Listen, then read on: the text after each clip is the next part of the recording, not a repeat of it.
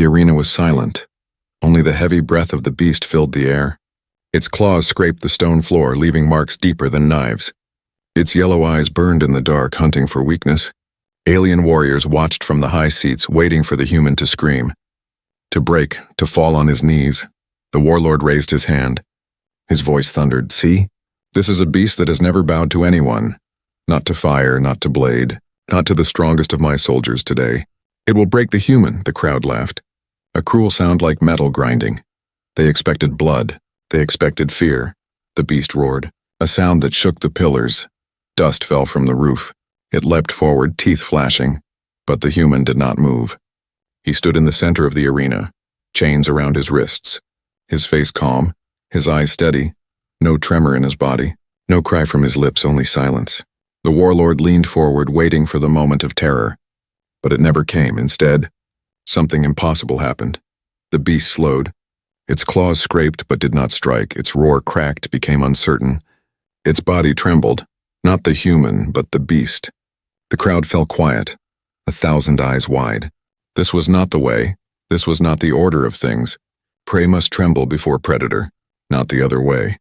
The beast lowered its head, shaking, its tail curled under. It stepped back step by step, until its massive body almost pressed against the wall. The warlord's hand froze in the air. His face unreadable, his beast had fought and killed many. It had never shown fear, never, but here, before a fragile human with no weapon, no armor, it trembled, he whispered. "Why?" the alien warriors began to murmur, voices low but sharp. "Did you see the beast fears him?" "It is a trick." "It must be a trick." "No, the beast does not lie."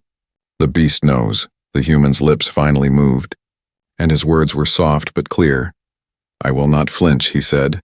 The arena shook with silence. The warlord felt a chill, something he had not felt in years, something close to fear. He rose from his throne, his voice cutting through the whispers. "This is not over. The beast is not weak. It is you who are strange," but even he could see the truth. The beast's body was still trembling, its eyes refusing to meet the human's. A predator had become prey in its own cage.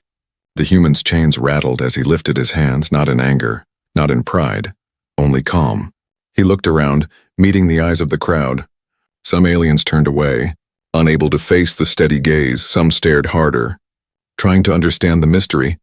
The warlord sat back, his mind racing. He had brought the human here to show weakness, to crush his spirit, to entertain his people. Instead, the human had turned the stage into something else. The beast trembled, and the galaxy itself seemed to tremble with it. Later, in the warlord's private chamber, his advisors argued, "Kill the human, he is dangerous. The beast's fear will spread to the soldiers. No, study him, find his secret, perhaps we can use it." The warlord said nothing, his eyes still holding the image of the beast bowing before the human. A question burned inside him. What power lies behind this human? The human was taken back to his cell, but the guards whispered about him. One said, "I saw it with my own eyes." The beast shook. Another said, "No weapon, no shield." And still it won. Fear began to shift. Not toward the human, but toward what he represented. If one man could stand so calm, what could an army of humans do? That night the beast refused to eat. It lay in its cage, eyes fixed on the door. As if waiting for the human to return, the warlord visited, his massive shadow covering the floor. He looked into the eyes of the beast, and for the first time it looked away. His empire, built on strength and fear, suddenly felt fragile, all because one human did not flinch. The story of the trembling beast spread like fire through the warlord's fortress. Every corridor carried the whispers. Every hall echoed with doubt. The beast trembled, they said. It bowed its head before a human.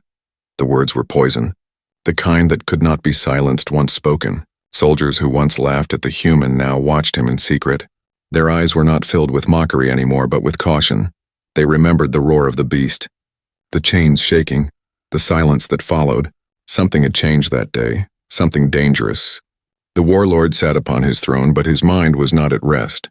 His advisors spoke with sharp voices, each fighting to be heard. "Kill the human before the doubt spreads," one demanded. "No, use him, study him, there must be a secret behind his calm," another insisted. The warlord listened but said nothing. His thoughts locked on the image of the beast's eyes lowering before the fragile man. In the deep cells below, the human sat in darkness, Chains still bound his hands, yet he looked as if they were not there.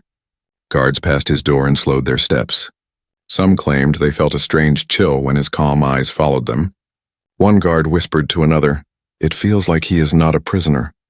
It feels like we are the ones trapped." The beast refused to fight, refused to eat. It only stirred when the human was near.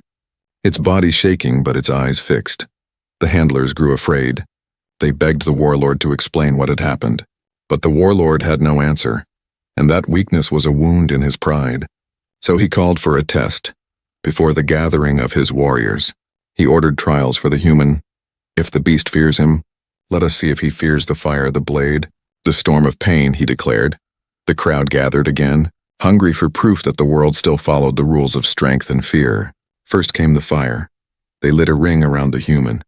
Flames rose high, smoke filled the air. The heat burned, the flames crackled, but the human did not move. His chains clinked softly as he stood, eyes calm, body still. The crowd waited for a scream, but none came. Next came the blade.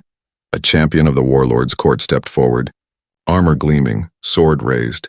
He pressed the edge against the human's neck, waiting for a flinch, a drop of fear, but the human only looked back at him, steady, unbroken.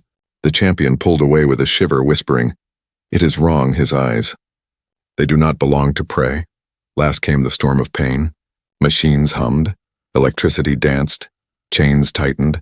The warlord ordered the human's body tested with shocks that had broken many before him. The sparks burned skin, yet the human remained silent, his teeth clenched, his eyes never leaving the warlord. It was not strength of muscle. It was something else, something deeper. The crowd grew restless, their voices no longer mocking but uneasy. "This is no trick," someone said. "This is something inside him. If one human can endure this, what of more?" Another whispered. Fear began to shift like a shadow, crawling across the hearts of warriors who once believed themselves unbreakable. The warlord slammed his fist against the throne. "Enough!" he roared, though his voice carried more anger than certainty. He stared at the human, still standing, still calm. The warlord felt the weight of every eye in the arena, waiting for him to explain what none could deny. But he had no words, only questions. When the human finally spoke, his voice was steady. "You are wrong about fear," he said. "My kind does not tremble. We endure." The words echoed like thunder, simple, sharp, unforgettable. The warriors shifted uncomfortably, as if the human's calm voice had reached into their bones. That night in secret halls, soldiers argued. Some said the human must be a sorcerer. Some said he was a weapon. Others said he was a curse. But none could erase what they had seen. None could erase the trembling beast. The silent fire, the unbroken will, the fortress, once filled with laughter and certainty, now carried only doubt. The warlord stood alone in his chamber, staring at the stars beyond the high window. He whispered to himself, "If one human can do this, what of many, his empire built on fear, suddenly felt like glass under fire, and in the cell below, the human sat quietly, not a prisoner, but a shadow of something greater, something that would not be contained. The fortress no longer felt strong.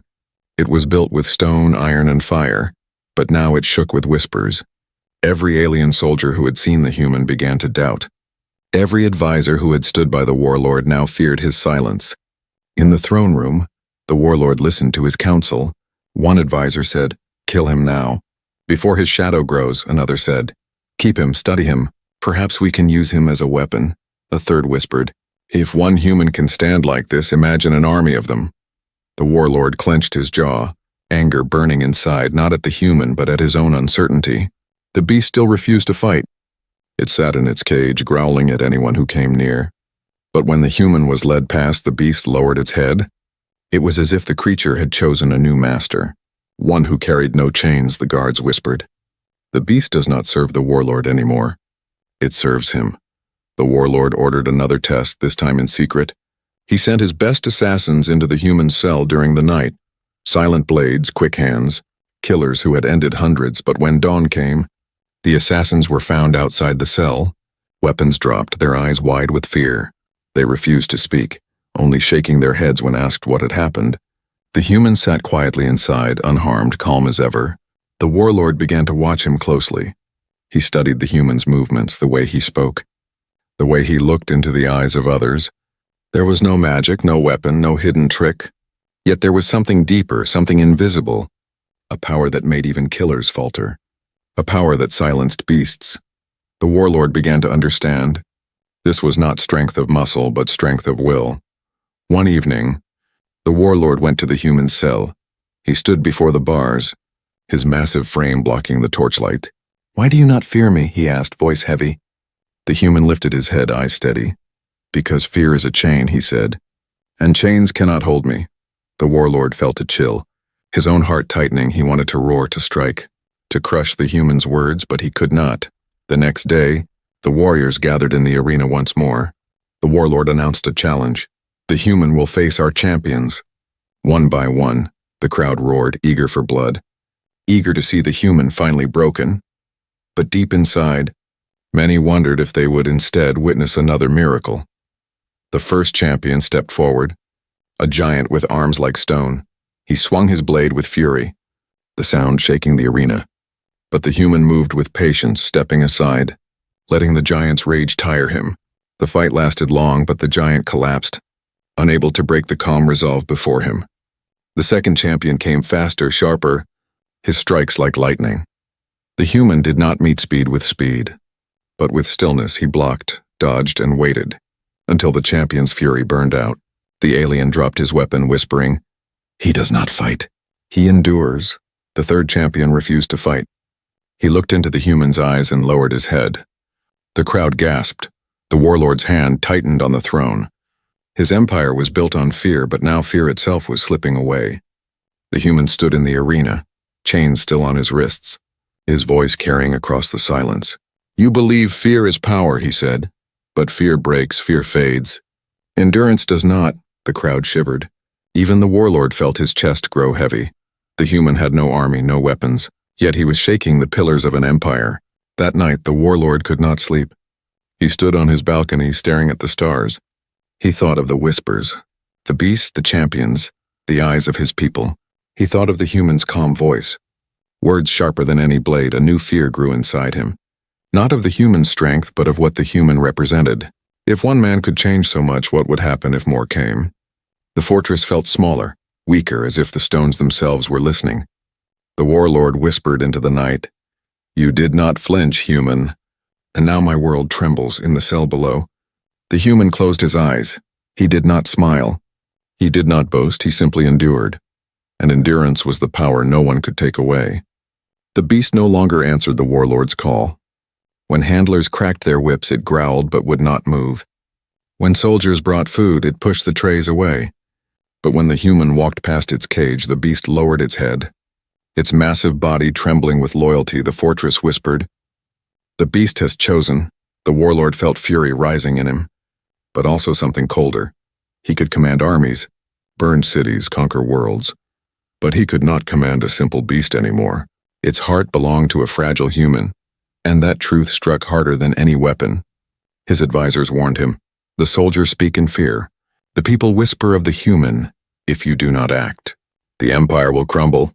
The warlord clenched his fists, his pride burning. "Yes," he said. "Then let us test this human in full sight. Let us see if his endurance still holds when blood is demanded." The arena roared with voices as the challenge was declared.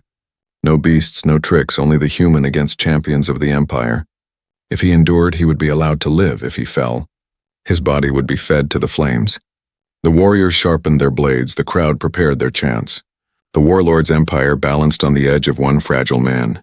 Chains rattled as the human was led into the arena. The sun burned above, the stone floor was hot. The warlord stood from his throne, his voice carried across the air. Today the human faces the champions.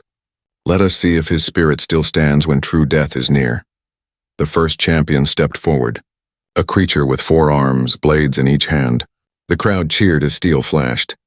But the human did not flinch. The fight began, blades cutting through the air. The human dodged, not fast but precise, letting each strike miss by the width of a hair. Sweat burned his skin, but his eyes never left the champions. At last the champion swung with fury. His own strength turned against him. He stumbled, fell, and the human stood above him. Calm as stone, the crowd gasped. The warlord's jaw tightened. The second champion entered, larger, stronger, his armor heavy. His fists like hammers, he charged like thunder, the ground shaking under his weight. The human moved aside, patient, letting the giant strike until his arm slowed. The champion panted, sweat pouring, rage turning to despair. The human stepped forward, his chains ringing, and the giant dropped to one knee. Defeated by his own exhaustion, the crowd whispered, "He wins without striking." The third champion came, but when he met the human's eyes, he froze. His weapon shook, his breath trembled. He lowered his blade and fell to his knees, refusing to fight. The arena fell silent. The warlord rose, his voice thundered with rage. "Coward," he shouted, but deep inside he felt the same cold weight pressing on his chest. The beast roared from its cage, the sound shaking the walls. It smashed against the bars, not in anger but in answer to the human's steady gaze. It lowered itself as if bowing across the arena. The soldiers gasped, for never had the beast shown such devotion. The warlord's empire, built on fear, now trembled under loyalty to a man in chains. The human lifted his head, his voice calm, carrying across the silence. "You believe fear is strength," he said, "but strength built on fear will always crumble. Endurance does not." The word struck harder than any blade, harder than any fist. The crowd looked at the warlord, waiting for his command, waiting for his answer. But the warlord had no answer. His beast had betrayed him. His champions had fallen. His people had begun to doubt. The human stood tall, not with weapons, not with power, but with something the warlord could not crush: patience, endurance, will. That night the warlord sat alone, his mind a storm. He had thought the challenge would prove the human weak. Instead, it had revealed his own empire's weakness. He whispered into the darkness, "If one human can shake the pillars of my world, what will happen when more come?" In the dungeons below, the human rested, his body weary but his spirit unbroken. The beast lay quietly in its cage, its golden eyes fixed on the door, waiting for the man who had never flinched. And across the fortress, soldiers whispered, "Maybe fear is not the greatest power. Maybe the human is right." The warlord's empire was beginning to crack, not from armies, not from weapons, but from one calm voice, one man who refused to tremble, and the galaxy itself seemed to lean closer, listening, waiting. The fortress did not sleep. Whispers traveled faster than fire, slipping into every hall, every chamber, every corner of the empire. "The beast bows to the human," they said. "The champions fall before his endurance." Soldiers who once laughed at him now lowered their voices when they spoke his name. The human in chains was becoming more dangerous than any weapon. The warlord sat in his chamber, shadows stretching across the walls. He stared at the carved symbols of his people, marks of victories, battles, and fear. But now those carvings felt hollow for the first time. He felt the weight of silence pressing against his throne. His advisors argued with sharp tongues. "Kill him now?" Before the whispers spread beyond the fortress, one demanded. "Turn him into a weapon, bend him to our will," another suggested. "No, the beast follows him, the soldiers fear him. If we kill him, he becomes a martyr," a third warned. The warlord slammed his hand against the table, cracking the stone. "Enough," he roared, but even his fury could not silence the truth in their words. Later that night, the warlord walked alone in the library of his ancestors. Dust-covered old scrolls, forgotten tablets, records few had touched for centuries. He searched for answers, for wisdom, for something to explain the human's strange power.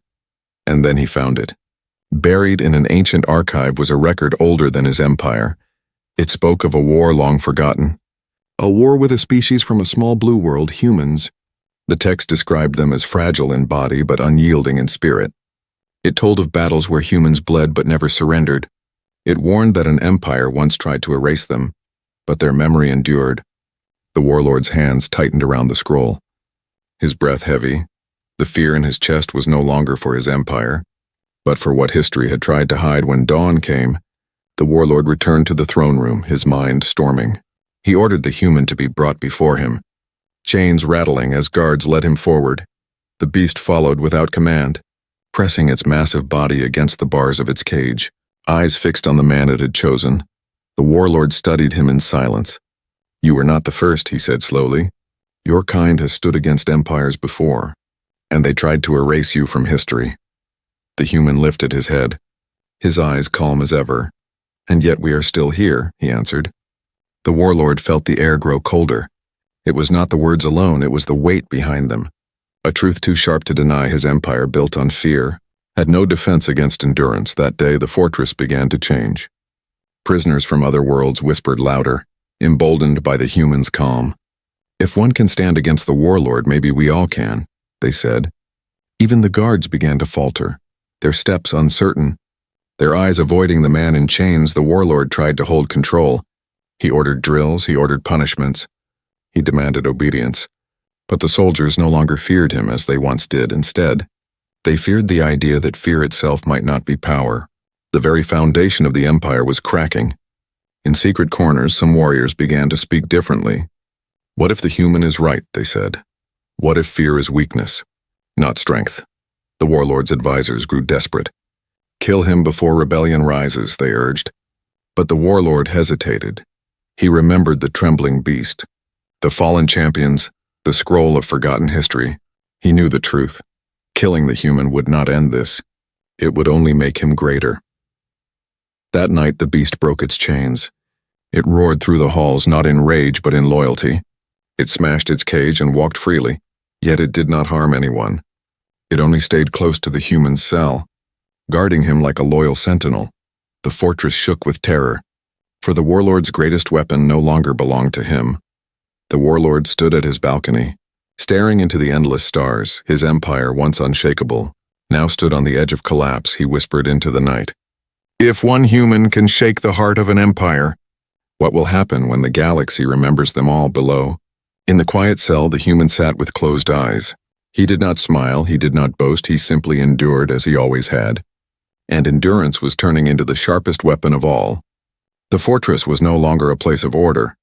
It was a hive of whispers, fear, and secret hope. Every corridor carried the same question, spoken in low voices. If one human can stand unbroken, what are we afraid of?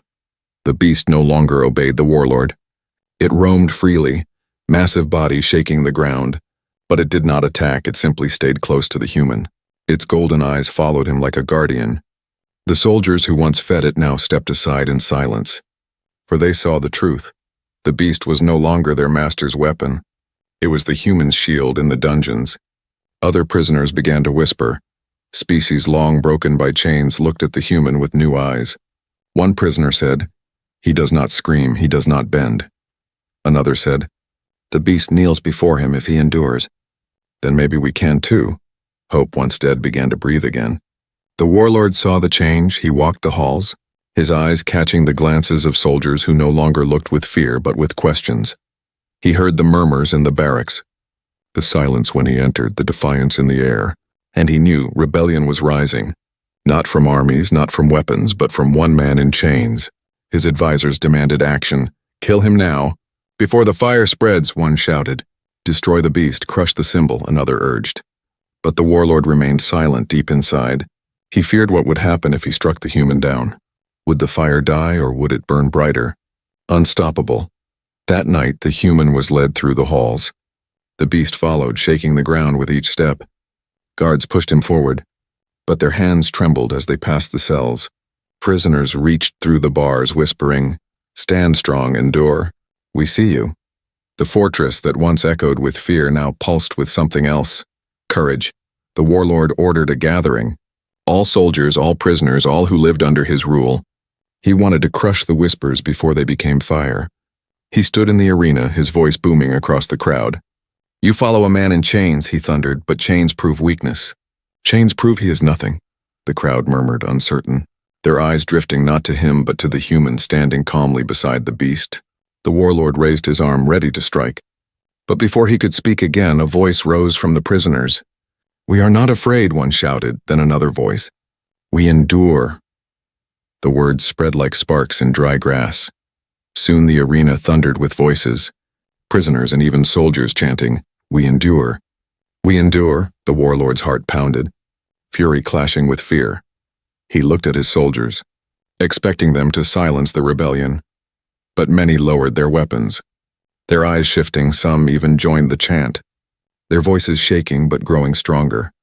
The fire of rebellion had begun, and it could not be stopped. The beast roared, its voice echoing through the arena, not in rage but in answer, a call of loyalty to the man who did not flinch. The chains around the human's wrists clinked, but they did not matter anymore in the eyes of the crowd. He was not a prisoner, he was a symbol, a spark that had become a flame. The warlord raised his weapon, his eyes burning with conflict. If he struck now, he might kill the man, but deep inside he knew the truth. The human could die, but the fire would live, and once fire spreads, no empire of stone can contain it. That night chaos erupted in the fortress. Prisoners broke their chains, guards turned on each other. Some fought to defend the warlord, but many refused to raise their blades against the voices shouting, "We endure." The rebellion was no longer whispers. It was flame, roaring across the empire's heart. The warlord stood on his balcony, looking down at the fires in the city. He clenched his fists, his pride screaming. His heart trembling, he whispered, "All of this, from one man who did not flinch," and for the first time, the warlord felt the weight of defeat pressing against him. In the dungeons below, the human sat quietly. He did not call himself a leader. He did not claim victory. He simply endured, as always, and endurance had become the fire that set a galaxy burning. The fortress burned with fire and voices. Chains shattered, walls cracked, soldiers shouted in confusion. The old order, built on fear, was collapsing, and at the center of it all stood the human, calm, unbroken. The warlord watched from his throne. His empire, once unshakable, now trembled like sand under storm. He clenched his weapon, fury in his heart, but also doubt. He knew the whispers had become a fire, and if he did not act now, it would consume everything. He rose, his voice booming across the arena where rebels and loyalists clashed. "Enough," he thundered. "This ends now. With me and the human." The crowd froze, soldiers lowered their blades. Prisoners fell silent, all eyes turned to the throne. All eyes turned to the man in chains. Guards pushed the human forward. The beast walked beside him. The warlord stepped down from his throne, his massive frame casting shadows. He raised his weapon, its blade glowing with power. "You did not flinch, human," he said, voice low, heavy with anger. "But now you will face me." The human lifted his head, his chains rattling softly. His eyes were steady, his voice calm. "I do not flinch," he said. "I endure." The beast roared, the sound shaking the walls. As if declaring its loyalty to him alone, the duel began. The warlord swung with the strength of a storm. His blade cut through air, sparks flying as it struck stone. But the human moved with patience, each step small but precise. He did not try to overpower the warlord. He endured strike after strike. The warlord's fury filled the arena, each swing heavier, each roar louder. But the human stood, waiting, breathing, unshaken. The crowd watched in silence, hearts pounding. The beast growled low, its golden eyes locked on the fight. The warlord's strength began to fade. His arms slowed, his breath grew heavy. He swung again, but his weapon slipped, crashing against the ground. The human stepped forward, chains clinking, his calm eyes meeting the warlord's. And in that moment, the warlord felt something he had never known. Not fear of death, but fear of truth, the human spoke, his voice carrying across the silence. "Fear is not power, it is a chain, and chains always break. Endurance does not." The warlord staggered back, his knees trembling. His people watched, their eyes wide. They saw their leader, once unshakable, now broken by the will of a man in chains. The warlord dropped his weapon, the sound echoing through the arena. The crowd gasped, the beast roared, and then, one by one, soldiers knelt, prisoners rose. Voices joined as they chanted, "We endure, we endure." The warlord sank to his knees, his voice a whisper. "You did not flinch, human. And now my empire trembles." The human looked down at him, not with pride, not with cruelty, only calm. "You ruled with fear," he said, "but fear fades. Endurance remains." The beast stepped forward. Bowing low beside the human, the crowd followed, an ocean of voices. An empire shifting in a single moment. Chains no longer mattered, for the man who wore them had already broken them in spirit. The warlord lowered his head. He had conquered worlds, commanded armies, shattered empires, but he could not conquer endurance, and in that truth, he saw the end of his reign.